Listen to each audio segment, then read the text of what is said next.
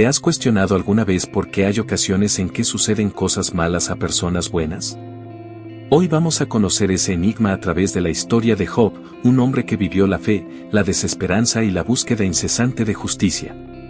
Pero espera, ¿qué tal si te cuento que esta historia antigua ofrece sorprendentes respuestas para nuestras vidas actuales? Prepárate para desafiar lo que creías sobre los obstáculos, la fe y la justicia divina. No te pierdas ni un instante de este fascinante recorrido. En la narrativa de Job, se presenta a un hombre rico llamado Job que residía en un lugar llamado Uz. Tenía una familia numerosa y varios rebaños. Job era un individuo justo y bueno, siempre dedicado a llevar una vida ética y mantenía una relación disciplinada con Dios. Contaba con 7 hijos y 3 hijas, además de poseer 7,000 ovejas, 3,000 camellos, 500 yuntas de bueyes, 500 asnos y numerosos sirvientes. Era considerado el más destacado entre todas las personas del Oriente. Los hijos de Job organizaban fiestas en sus cumpleaños e invitaban a sus 3 hermanas a comer y beber con ellos. Tras las celebraciones, Job realizaba un rito de purificación muy temprano en la mañana para sus hijos, ofreciéndoles un sacrificio quemado por cada uno, pensando que tal vez hubieran pecado y maldecido a Dios en su interior. Esto era una práctica habitual de Job, como se menciona en el primer capítulo, versículos del 1 al 5. Dios alabó las cualidades de Job ante Satanás, quien replicó que Job solo era recto porque Dios lo favorecía en gran medida. En un día en que los ángeles se presentaron ante el Señor, Satanás también se hallaba entre ellos. Dios le inquirió a Satanás de dónde provenía y éste contestó que había estado caminando por la tierra de un extremo a otro. Así que el Señor le cuestionó a Satanás si había observado a su siervo Job, un hombre recto y honesto que reverenciaba a Dios y se apartaba del mal. Satanás respondió preguntando si Job temía a Dios sin fundamento, indicando que Dios lo había guardado y bendecido generosamente. Estos intercambios entre Dios y Satanás se relatan en el libro de Job capítulo 1, versículos 6 al 10. Satanás retó a Dios argumentando que si se le daba la oportunidad de hacer sufrir a Job, éste cambiaría y maldeciría a Dios. Dios aceptó la prueba y permitió que Satanás atormentara a Job para verificar esta audaz afirmación, pero le ordenó no quitarle la vida. Satanás afirmó que si tocaba todo lo que Job poseía, él maldeciría a Dios.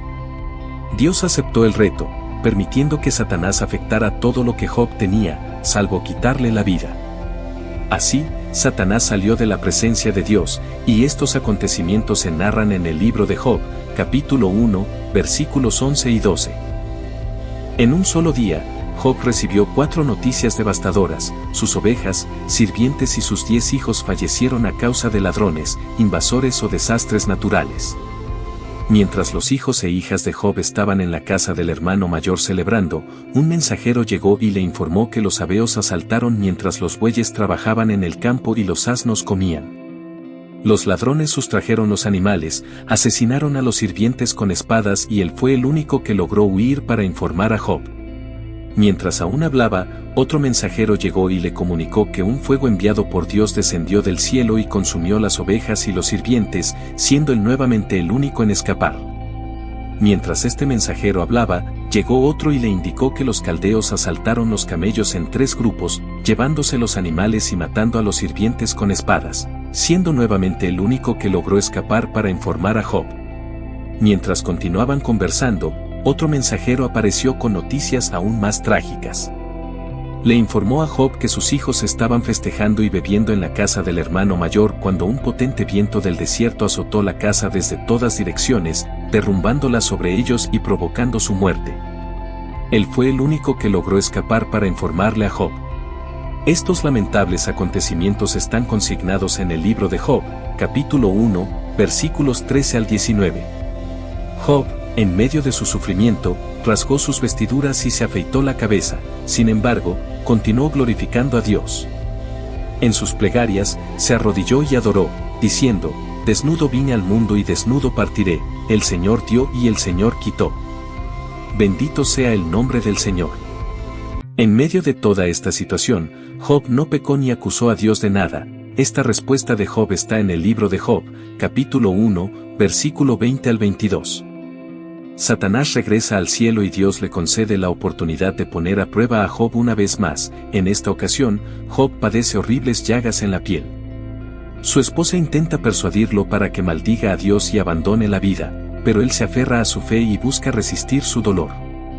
Hay dos narrativas interconectadas, una divina y otra humana. Los acontecimientos en el mundo son consecuencia de lo que sucedió en el reino celestial, de manera parecida a como la contienda en la tierra sigue a un enfrentamiento en el cielo, como se relata en el libro del Apocalipsis. Luego, tres amigos de Job, Elifaz, Bildad y Zofar, llegan para brindarle consuelo, sentándose con él en silencio durante 7 días, mostrando respeto por su tristeza. Finalmente, en el 7º día, Job se expresa, iniciando un intercambio en el que cada uno de los 4 hombres brinda descripciones líricas de sus dificultades. Job se queja del día en que vino al mundo, al comparar la vida con la claridad y la muerte con la sombra. Job manifiesta el anhelo de no haber venido a la vida y percibe que la existencia solo le genera más sufrimiento. Elifaz responde sugiriendo que Job, quien antes consolaba a otros, ahora admite que nunca comprendió del todo el sufrimiento ajeno. Elifaz concluye que el dolor de Job debe ser resultado de algún pecado que él haya cometido y le aconseja buscar el favor de Dios. Bildad y Zofar coinciden en que Job debe haber hecho algo malo para merecer tal castigo divino. Argumentan que Job debería mostrar un comportamiento más inocente. Bildad sugiere que los hijos de Job se trajeron la desgracia a sí mismos, mientras que Zofar insinúa que cualquier error de Job merecería aún más sufrimiento del que ha padecido. Job responde a cada uno de estos comentarios con tal frustración que llega a llamar inútiles a sus amigos, a quienes compara con médicos que ocultan su ayuda con engaños. Job afirma que ha escuchado y comprendido lo que sus amigos conocen y que no les es inferior. Sin embargo, desea hablar con Dios y debatir su situación. Job acusa a sus amigos de difundir mentiras y los tilda de médicos inútiles. Estos acontecimientos se narran en el libro de Job, capítulo 13, versículos del 1 al 4. Job se cuestiona por qué Dios evalúa a las personas en función de sus acciones cuando podría simplemente enmendar o absolver esos actos. Está perplejo sobre cómo un ser humano podría cumplir totalmente con la justicia divina, ya que los caminos de Dios son enigmáticos y superan el entendimiento humano. Además, los humanos no logran persuadir a Dios con palabras, Él no se deja desorientar. Job reconoce que no posee el conocimiento necesario para defender su situación ante Dios y anhela la presencia de alguien que actúe como intermediario entre él y Dios para evitar ser condenado al inframundo. Él confía en que existe un testigo o redentor en el cielo que certificará su integridad, como se menciona en el capítulo 19, versículo 25. Sé que mi Redentor está vivo y que al final se alzará sobre la tierra, también se menciona en el capítulo 16 verso 19. Actualmente, mi testigo se encuentra en el cielo, mi defensor está en las alturas. El sufrimiento se torna intolerable para Job, quien se siente amargado, ansioso y temeroso. Él lamenta la injusticia divina al permitir que los malvados prosperen mientras él y otros hombres rectos padecen. Desea confrontar a Dios y manifestar su descontento, pero no logra hallarlo físicamente. Cree que la sabiduría está escondida de los hombres, sin embargo, opta por buscarla, temiendo a Dios y esquivando el mal. Al final, Dios se involucra en el diálogo divino de la primera ronda.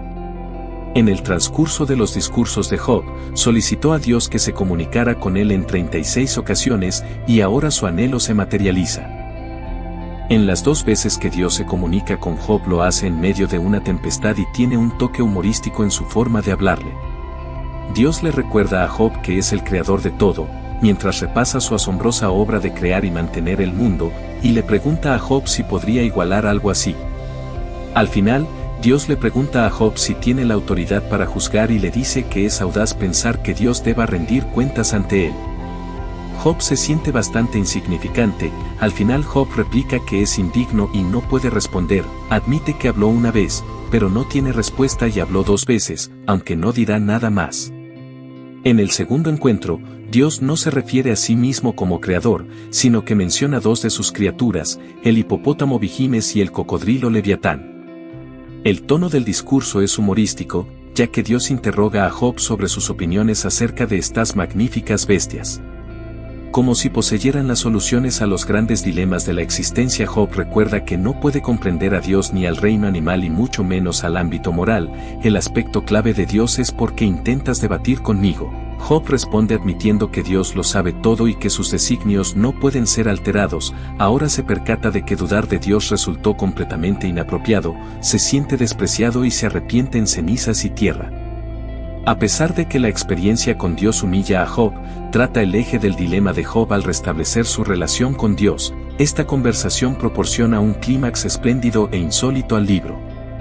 En el epílogo, el texto varía de poesía a prosa cuando Job se da cuenta de que no debe responsabilizar a Dios por lo que le ocurrió. Dios devuelve a Job su familia, con 7 hijos y 3 hijas, así como sus posesiones, camellos y rebaños de ovejas, volviéndolo más próspero y contento que antes. Como siervo de Dios, Job es restaurado. Sin embargo, los 3 amigos de Job son severamente censurados por Dios, quien les dice que no se expresaron adecuadamente sobre Job, subrayando que no deben considerar sus argumentos como verdades absolutas. En las 2 rondas de conversación entre Dios y Job, se observa que Dios aún no responde las inquietudes de Job, ni le revela su trato con Satanás. Job no necesitaba entender lo que sucedía en el cielo, ya que Dios tenía sus motivos para permitir su sufrimiento. Es crucial señalar la diferencia notable entre la percepción judía y la cristiana de este texto. En la época del Antiguo Testamento, los judíos no contemplaban los problemas de la vida temporal en relación con la eternidad. Creían que la justicia de Dios debía manifestarse en esta vida, puesto que tanto los justos como los injustos iban al mismo lugar tras la muerte, llamado Seol, donde los espíritus reposan en una existencia oscura. Por otro lado, los cristianos poseen una visión diferente acerca del sufrimiento presente, observan la perspectiva más amplia del cielo mediante la obra de Cristo. El sufrimiento en este mundo es irrelevante en comparación con la vida que nos aguarda en el cielo. Así que solo hay recomendaciones esporádicas sobre la existencia posterior a la muerte en el libro de Job. Job menciona en un instante que se encontrará con Dios tras su muerte, sin embargo, este no es un tema habitual en el libro y carece de conocimiento sobre cómo ocurrirá.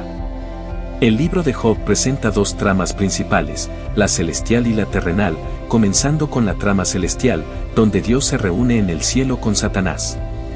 Satanás, un ángel encargado de reportar pecados, era el acusador de Dios que recorría la tierra para informarle sobre el comportamiento de los humanos. En la época de Job, Satanás se volvió tan cínico que no creía que alguien pudiera amar a Dios por quien es, pensaba que las personas solo amaban a Dios por lo que les ofrecía.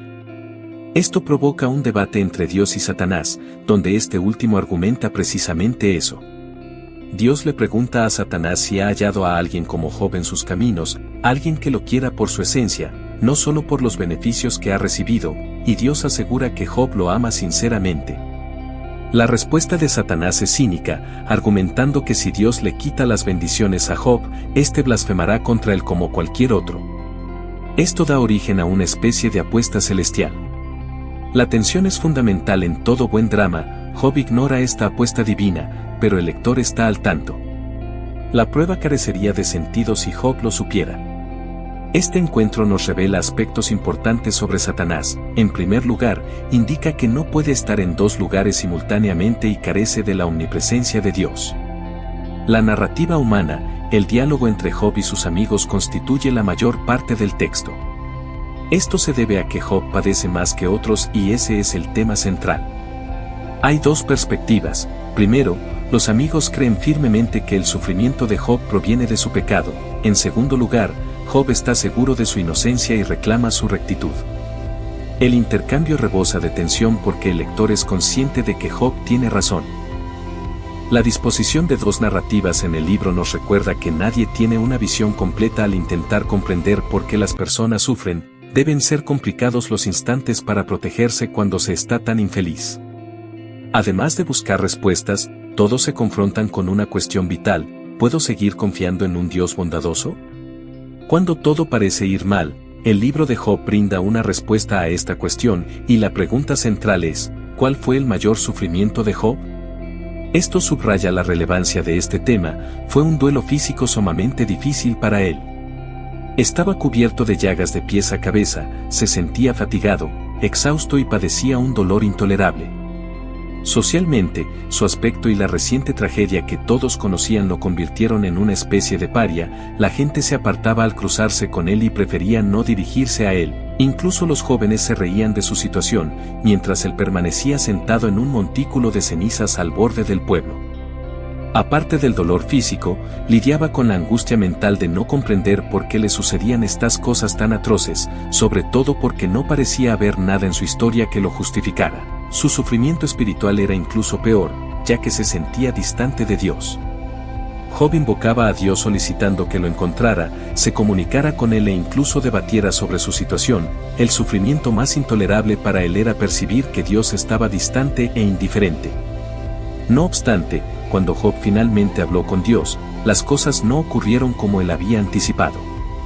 Desde el enfoque cristiano, el libro de Job puede interpretarse en relación al Nuevo Testamento, de la misma manera que Dios permitió a Satanás causar la muerte de Jesús en la cruz, con el propio Hijo cuestionando, «Dios mío, ¿por qué?». Similar a Job, Dios no aclaró por qué permitió que estas situaciones sucedieran. Esto indica que incluso el Hijo de Dios perdió de vista el objetivo de su sufrimiento ante la intensidad de la crucifixión. Además, los cristianos saben que la vida persiste tras la muerte, por lo que no es imprescindible solucionar todos los problemas del sufrimiento en esta existencia.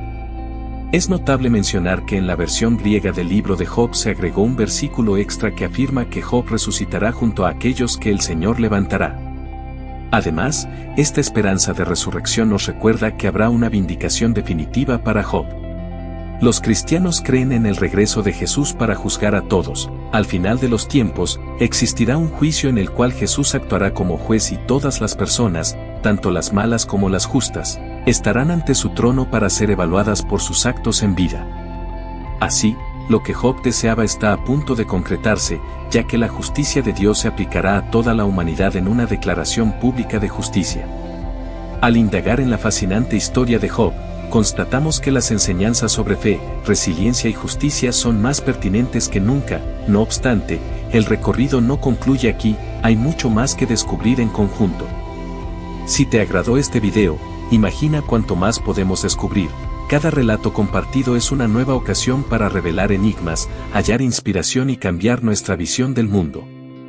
Así que no te quedes atrás, únete al canal ahora y activa las notificaciones para no perdernos ninguna aventura. Lo que me agrada es esencial, nos permite conectar con más individuos a través de estos mensajes impactantes. Expresa tus pensamientos en los comentarios y comparte este video con amigos y familiares que puedan también sacar provecho de estas historias fascinantes. Continuaremos nuestra travesía en la búsqueda de conocimiento e inspiración. Hasta el próximo video.